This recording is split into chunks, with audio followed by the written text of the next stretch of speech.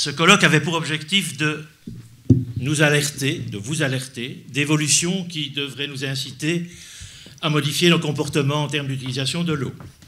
Bien que nous restions énormément favorisés par rapport aux milliards d'êtres humains qui ont peu ou pas accès à une eau de qualité, ça a été rappelé, il est effectivement temps d'arrêter de considérer que les ressources en eau sont inépuisables et il est temps de faire preuve de plus de sobriété dans son utilisation sans toutefois tomber dans la décroissance.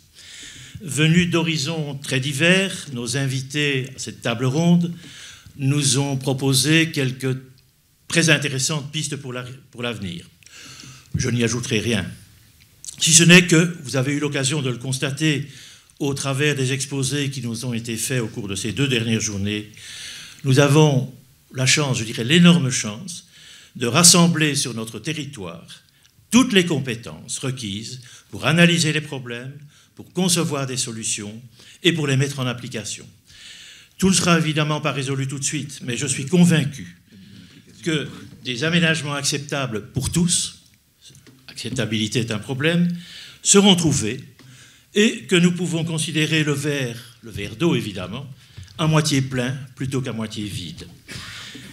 Avant de clôturer, je me dois de remercier celles et ceux qui ont contribué au succès de ce colloque.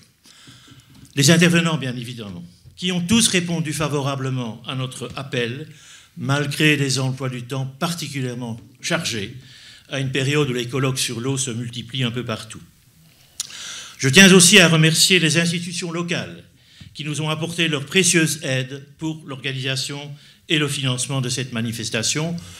Vous les avez entendu citer, je n'y reviendrai pas. Mais je dirais que travailler avec leurs responsables et leurs collaborateurs à la conception et à la mise en œuvre de ces 2 journées a été pour nous très important. Je tiens en particulier à remercier pour leur aide Anne Madziarski, responsable de l'autorité organisatrice de l'eau à la métropole, ainsi que Sandra Bardin et Marjorie Lebihan, collaboratrices d'Éric Servin au sein du Centre international UNESCO.